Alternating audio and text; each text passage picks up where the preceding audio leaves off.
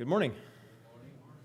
For those of you who were in the adult class this morning, you get a second dose of hearing from a Walker this morning.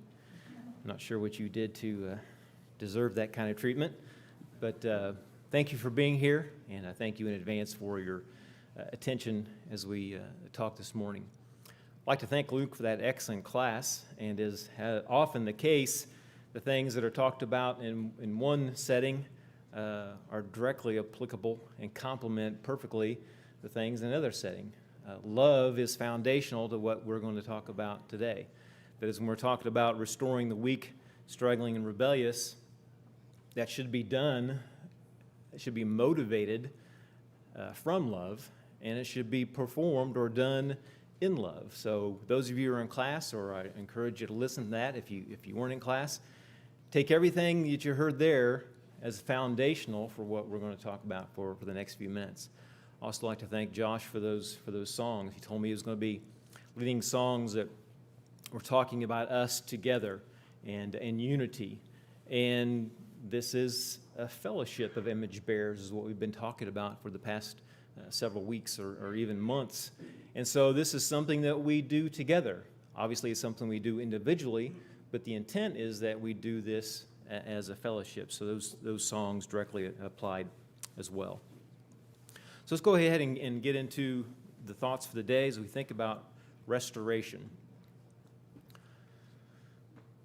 want to make a comment as an introductory thought is that restoring or restoration begins with the same heart as evangelism because the goal is the same, that is restoring relationship. Not long ago, Abe Laughlin presented a lesson. It was titled The Heart of Evangelism. And I commented to him afterwards, knowing I was going to be talking about that, is that lesson could easily be described as a lesson of restoration.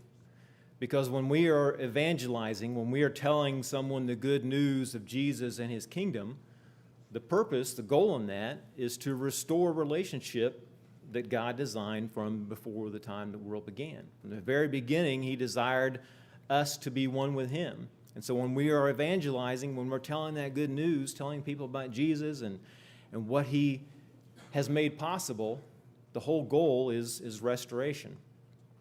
So I seem to say this more than once.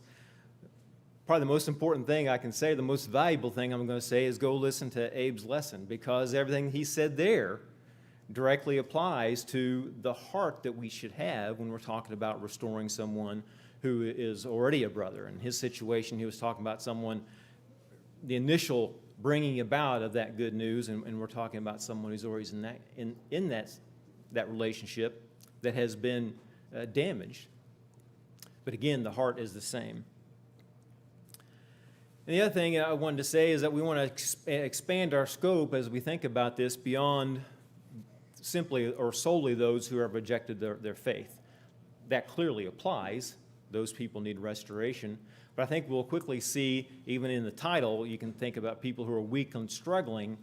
They need restoration as well. So as we think about all these things, just recognize that all the comments that we make today ultimately apply to all, although some comments may be more directed at one group or one relationship more than another. So this is the reading. I'd like to thank Logan for the reading he just gave us, so I won't reread that. But just take a moment to break this down and examine what was being said here to this letter to the churches in Galatia. So we talked about one overtaken in a trespass, and that trespass literally means to fall beside, to deviate from a path. And so what we're talking about here is someone who is deviating from a path. Jesus talked about the narrow way, very familiar passage to many people. And so if we are deviating from that path of the narrow way, this is the people we're talking about, caught in a trespass. And even though the idea of being overtaken carries with it, in some regards, the idea of being taken unawares or surprised by it, I think we can see it applies to all these situations, because even someone who is in a point of rebellion probably didn't start out down the path, I'm going to rebel against God. So I think we can see that even in that they are overtaken by that trespass. You who are spiritual. So the instruction is for you who are spiritual to do this thing that we're talking about, this restoration. Well, who is that? So I get to thank Andrew Bean once again. We got a lot of use out of this slide. And so hopefully it's describing us. And we see that this is a picture that changes over time. Laura Hunter is shown on there. She's no longer with us. This picture is going to evolve. It's going to change. People are going to move away. People are going to move in. But hopefully it describes people like us. Do we consider ourselves spiritual? If you look in the previous chapter, we won't take the time to look there, but if you look in the previous chapter in Galatians chapter 5, verses 16 through 24, I think it gives a pretty good description of those who are spiritual, those who are walking, those who are living by the Spirit, those who are bearing its fruit. And we see the fruit of the Spirit there. So if you would describe yourself, the character or the nature of your walk, is it a spiritual walk? Well, if it is, then this passage that we're talking about, this applies to you. You who are spiritual, we who are spiritual, should be doing the things that are described here. To restore. So that's the core word we're looking at. Restoration, to restore, means to make fit or to mend or repair. Those are the literal translations. In fact, in the gospel accounts, we see this word mend used as they talk about mending their nets. Jesus came along and they were mending their nets, those fishermen. That's the literal term there. And so when we talk about restoring in people, we're talking about mending something or making something fit or repairing. Other words that are used in the New Testament are the idea of being complete or perfect or prepared. So as we think about restoration, we're talking about getting something back to a place where it had some issue, where it wasn't fully doing what it needed to do, and get it back to a place where it is now fit or is now prepared to do what it was intended to do. In this case, a fishing net. Now it has been mended. It can now be used. We're talking about a relationship. It's not quite what it needs to be, okay? And so we're going to make it fit, and we're going to prepare it for what it was intended to be. To do this in the spirit of gentleness, he says, you who are spiritual, restore such a one in the spirit of gentleness. And I really like what Vine says about this. This is a longer definition here. And it even goes beyond this. Vine says it's kind of challenging to talk about this specific word because of the way it was used and the way it was used in Scripture. And he says the meaning of this word, the original language, is not readily expressed in English. The terms meekness or mildness that are commonly used suggest weakness, whereas the original word does not suggest that at all. It must be clearly understood, therefore, that the meekness manifested by the Lord and commended to the believers, all of us, is the fruit of power. The common association is that when a man is meek, is because he cannot help himself. But the Lord was meek because he had the infinite resources of God at his command. And so sometimes you hear that kind of the shorthand definition of meekness as being strength under control. So that's the same idea we're talking about. Described negatively, meekness is the opposite to self-assertiveness and self-interest. It is the equanimity, that is the mental calmness or composure of spirit that is neither elated nor cast down, simply because it is not occupied with self at all. So when we're talking about restoring someone else, this is the spirit we're talking about, where we are not occupied with self at all. And I think clearly lights should be going off if you're in class. That's love, okay? Not occupied with self at all. And so that lack of preoccupation with self is the spirit we should be doing this restoring, this mending, or making fit. We need to consider ourselves, lest you also be tempted. I think back to Andy's lesson where he talked about judging one another and the log in your eye and the mote in their eye. Just recognize that this person is in a state where they need restoration. We need to consider ourselves and be mindful of ourselves because that could be us. Sometimes the phrase is used, but for the grace of God, go I. And to bear one another's burdens. The last statement says, for each one shall bear his own load. And you've probably heard that this is a military term talking about a soldier in a pack. Okay? Each soldier is expected to carry his own pack. You don't have one soldier helping another soldier carry his pack, then you have a lot of problems out in the field trying to accomplish whatever it is you need to accomplish. Each one is expected to do that. But as we talked about burden bearing, and we talked about that as a family here not too long ago, we recognize that the word that comes previously, bear one of those burdens, is a different word. That's talking about an overbearing, crushing load. And what God says through our writer Paul here is that we are expected to help one another bear that crushing load. And when we talk about restoring the weak and the struggling, the rebellious, that is part of bearing that burden, or a way to bear that burden. Okay, so let's think about this passage. 1 Thessalonians chapter 5, verse 14, we urge you, brethren, admonish the unruly, encourage the faint-hearted, help the weak, be patient with everyone. So I think you can see in that passage a direct parallel between that passage and the title. As you think about the weak and struggling and rebellious, we also think about unruly, faint-hearted, and the weak. So let's look a little closer at these three, a little bit of distinction as well as the approach. So the first one says to admonish the unruly. Admonish means to warn, okay? And another military term here, unruly, those out of rank. So you think of a military setting, you think of soldiers marching in a rank. Well, soldiers marching in a rank in large part is really more for show than anything. Think of this more so of being out of rank in terms of being out of position in whatever formation in combat, okay, that you're needing to perform. Whether it's a soldier who is not in the right place on the line, or even the air, land, and sea, you have different formations, okay? And if you have some part of that formation that is out of rank, whether it's a plane or a ship or whatever it is, that one that's out of rank is in serious trouble, okay? Because the rank was designed with a purpose, and if they're out of rank, they are in serious jeopardy. But we can also see, and I think it becomes pretty obvious, that them being out of rank poses a threat to the rest of the group, okay? And so we need to warn those who are in that situation, not only because of their situation, but what it does to the whole.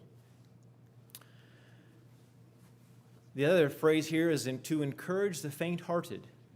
And literally that means to speak well to the little-souled. Those who are faint-hearted, they're little-souled. They have just maybe a little spark, okay? It's small.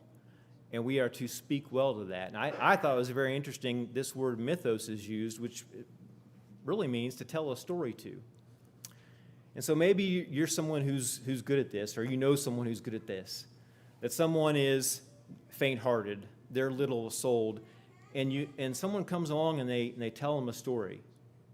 They say, when I was your age, we lived on a farm, and we had this mean bull that lived out in the pasture, and they go on, and at first you don't know where they're going with this story, but they get to the end of the story, and you realize, oh, there's a message here. There's a lesson here for me that can build me up. Or maybe it's something more recent in your own experience. Just this morning, I was actually looking over this lesson again, and I noticed that there was sunshine out the window, and at the same time it was raining. Maybe some of you saw this. And you probably know that that's a good situation. You might see a rainbow, right? So I go into the window, and sure enough, I looked out the window, and I saw a rainbow. Now, it wasn't the classic ground-to-ground, bold rainbow. It was faint, okay? And it was only in the cloud. And I immediately thought of what God said. I will put my bow in the cloud. Even though it was faint, it was still there. So the reminders that God's promises He will always be faithful to them. May not be strong and hit us in the face, but when we are reminded of those, they come back just as strong. So if you can tell someone a story like that, who is faint of heart, who is little-souled, that can be something that builds them up and speaks well to them. And finally, to help the weak. You think of someone who is just doesn't even hardly have the strength to stand, and someone comes along and helps support them so that they can continue. Those without strength. So again, we want to match the approach to the individual situation. You saw that there was different things being done. There was warning or speaking well or supporting. So it depends on the situation. But I think it's critical to remember that in all those cases, it is to be done with long temper, that is, with patience. Remember, the verse said, be patient with everyone. Be patient in every one of those circumstances. And what we saw on the previous slide or two back, to be done with gentleness. In my experience, over several years being around the church situation, what I have seen is that often with the faint-hearted, we're very gentle and encouraging and patient. And with those who are weak, we're very gentle and encouraging and patient. But with those who are out of rank, we're tough. It's time for some tough love with the emphasis on tough. Okay? We need to remember that in every one of these situations, okay, we need to do it with long temper and with that gentle spirit, again, lacking a preoccupation with self and an occupation with the one that we are trying to restore. Okay? Let's skip that slide for now. Saw a video. This is one Melissa had pointed out to us, and we watched it. And it was an interview with a man who was an atheist, and he was formerly a Christian. And he gave advice. The interviewer was a Christian, and he said, tell me, I can't remember his name, so Mr. Atheist, tell me what are some helpful things and what were some unhelpful things? The responses you got from fellow Christians when they learned that you no longer believe in God, or that you rejected God, or however you want to describe that. As I thought about this slide, I can see someone thinking, well, why would we listen to the atheist? Maybe he's trying to trick us. Well, we need to, of course, balance and compare everything we hear to God's Word. If the atheist says, well, my best advice to you is never talk to this person again, well, then obviously we have to reject that because that's in conflict with God's Word. The other thing is, I'll tell you, since you haven't seen it, this man was very kind, very compassionate, and very thoughtful. And his whole intent in this discussion he was having was just to really convey the idea of how do you talk to people and to do it civilly and to be kind when you do it. And this was from a man who was an atheist. So that's why I don't think that we're in danger from listening to his advice. So the unhelpful or harmful approaches. So these were things that he experienced. So again, we're talking about, in this case, I think we can say people who have rejected. I thought I updated this slide to say, or who are questioning. So I'm going to go ahead and add that. Those who are questioning or have rejected their faith. And I think we see that can include the weak, struggling, and clearly the rebellious. And just because you're questioning your faith, don't believe that means you're weak and struggling, but it can mean that. I think we see some nuance, some levels within that statement. So unhelpful or harmful approaches toward those who have questioning, or those who are questioning, or those who have rejected their faith. The first thing is to launch directly into apologetics. Apologetics is argument or defense. So you go to the person and you start telling them all the reasons that they need to believe in God, or all the reasons that atheism is wrong. And the statement that he made was, I just want to tell you what I'm thinking. Okay? He was open toward the apologetics at some point. discussing those things. But when he made the statement, and it's interesting, he used the term come out. We usually think of that term in someone who is homosexual, for example, who has come out to their friends. He used that term coming out to his Christian friends, that he no longer believed in God, and he was telling them this. He said it wasn't helpful to launch into apologetics. He said it wasn't helpful to make it about you. He heard people who say, why didn't you tell me about this? Or why couldn't you tell me about this? You really hurt me with this. Well, recognize that this is a man who has been a Christian, okay? And most of his acquaintances are a Christian community. He recognizes himself that he is deviating from that. He is going against that.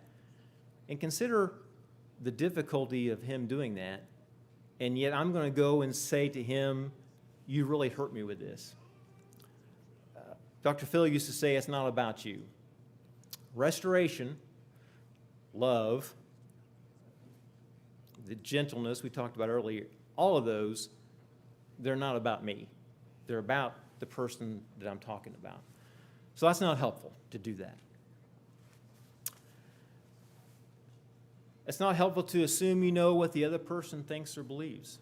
1 Corinthians 2:11 says that no one knows the spirit of the man except the spirit within him. Say, I don't know what you're thinking unless you tell me.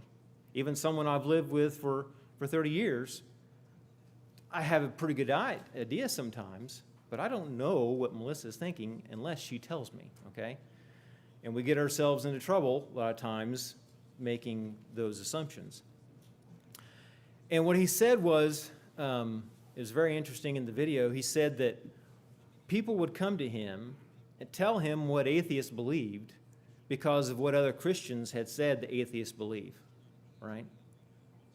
He said, they didn't even ask me what I thought, what I believed. They just came in and said, Christians say, this is what atheists believed, okay? So don't do that. Don't assume you know what the other person thinks or believes. And the final thing he said was not helpful was to treat them as a project. Treat them as a project. I try to avoid generalities, so I won't say that no one wants to be treated as a project. There may be some people who don't mind being treated as a project, but I would say even in those cases, they don't want to be treated solely as a project absent of any relationship. That is, you're just a rat in a science experiment, and this is my project to try to restore you. I think we can almost universally say that nobody wants to be treated that way. And you probably noticed as we went through this is really sound advice for really any conversation, any situation involving any of those people, not just atheists. We need to do these things with any relationship that we're talking about. Okay, so let's talk about the helpful approaches. And again, I'm going to add in helpful approaches toward those who are questioning their faith or who have already rejected their faith. So what is helpful? He said the absolute best thing was to express unconditional love. We go back to that again. So let that person know, you've told me this. I want you to know, I'm going to vocalize it, that it doesn't matter what you say or think or do. I love you unconditionally. I want what's best for you unconditionally. And it's important that you know that what you just told me doesn't change that. So when we're talking about restoring, we're talking about mending, start with that. Thank them for sharing with you. Mentioned earlier, it was probably difficult for them to do that. This man said that he had spent a year and a half when he had come to the realization that he no longer believed in God. The only person he had told was his wife, and for a year and a half, he didn't tell anyone in his Christian community because he feared the difficulty and because he feared the negative response that he was going to receive. So if you're the one who's receiving this news, that someone has rejected their faith, or that someone is questioning, make sure that you know that you thank you. Thank you for telling me. Thank you for trusting me enough to know that I would respond in the first way, that I would share my unconditional love for you. Establish boundaries to maintain healthy relationships and conversations. I don't know about your upbringing, but when I was growing up, we didn't talk about establishing boundaries, and we didn't talk about maintaining healthy relationships. It just wasn't the kind of language that I heard on a weekly basis. So to simplify that, think about being courteous and respectful. I think we can bring it down to that. That's what it's talking about. So if someone has, to use his phrase, come out to you as being an atheist, it's not courteous, it's not respectful to go to them every day, bang on their door, and start telling them all the things that they're doing wrong. It's not courteous, it's not respectful to fire off your daily email of the 10 things wrong with atheists, okay? That's not courteous and respectful. So establish those boundaries with this person that you're dealing with. That, again, I'll remind us, our end goal is restoring a relationship ultimately with God. Listen to what they say first and put yourself in their shoes. That's empathy. To try to think, what would it be like to be in their shoes? To recognize that their whole community, maybe for the past several years, has been Christian, and now they recognize that that's no longer the case.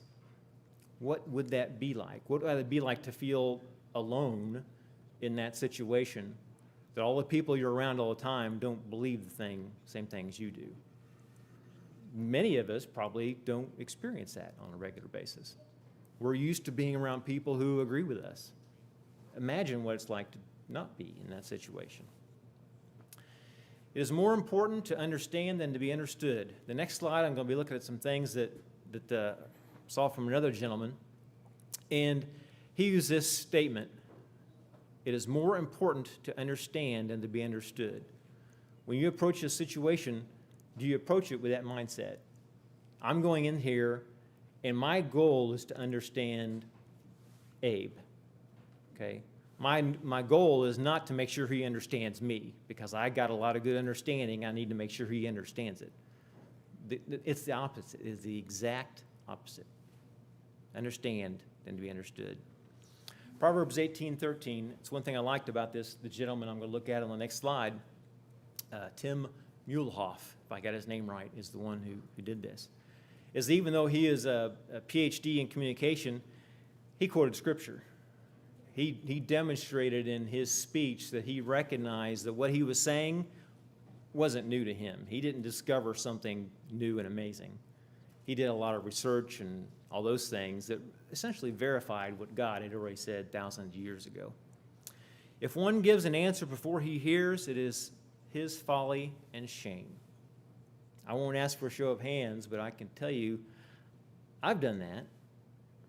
I start to formulate my answer before the other person gets done talking. That's a fool. I'm a fool when I do that, and it's shameful for me to do that. That's not from Tim Muehlhoff, the communication PhD. That's from the I Am, says that. So, effective communication. Really what we're talking about is the how do we do this. I think that's been apparent. How do we do this?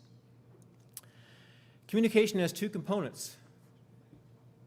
I tend to think communication is content, okay? I speak, you hear, we have communicated, right? I came, I saw, I conquered. He points out, again, not new to him, that communication has two components. It has the relational component and it has the content component. And I'll speak for myself, I rush to the content and totally blow past the relational. And what I don't recognize is that without the relational, the content doesn't matter, right? So 3 things to establish before content: compassion, respect, and acknowledgement. So when I'm dealing with this other person, do they see me as a compassionate person? That I care about them? Do they see me as someone who is respectful in the way I treat them, who treats them with respect? Do I acknowledge? Doesn't mean I have to agree, but do I understand? Have I listened? Do I understand what they're saying? And do I acknowledge, yes, I acknowledge what you're saying. I get that, okay? Lead with empathy, sympathy, and compassion. So that's the relational. Lead with the relational part. If your enemy is hungry, feed him. This is a proverb writer said it, and Paul said this, and not focusing on who the enemy is or if someone's an enemy or not, focusing on if someone is hungry, you lead with compassion. You satisfy the need, right? So in a restoration situation, in a communication situation, what do you lead with? You lead with caring about that person, and then you deal with the content. And it's important because we get a little uncomfortable because we think, but the content is so important. It is. So we're not ignoring the content. The content is vital. But you start with relationship, because without that, the content will never happen, frankly. Proverbs 18:24, and I forget what that says. So maybe if someone has that, I thought I had this on the slide, but I must not. I get I'll go ahead and look it up. I can't just throw out a verse and not take care of it. So apologize for that. Let me quickly look this up. Someone else has probably already beat me to it. 21 or 24? 18:21. I said, if I got it right on the slide. Yes. Death and life are in the power of the tongue, and those who love it will eat its fruit. Death and life are in the power of the tongue. And so the point there is we have the power of life and death in the words that we say. And so that goes toward that relationship, the establishment of relationship. And the comment he made is listening is the first way to love a person. The Proverbs writer says a word spoken in the proper time. Some translations say a word fitly spoken. Just to recognize that the words need to come in the proper timing, okay? The words don't change. It's the same words, but you need to say them at the proper time. And the point that this gentleman is making, and the point that Scripture would make, is that it needs to come first with that relationship.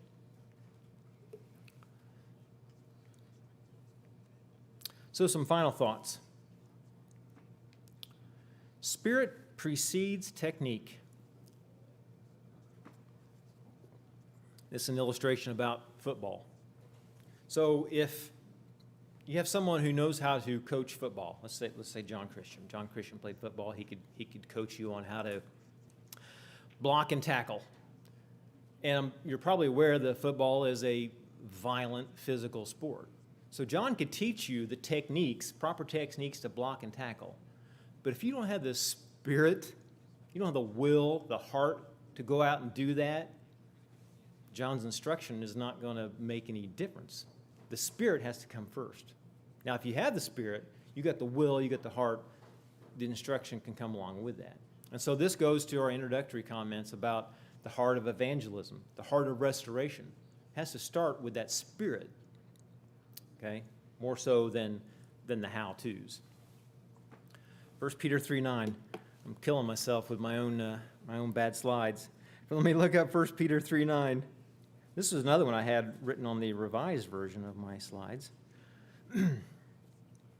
Let's see what I was thinking here. 1 Peter 3:9.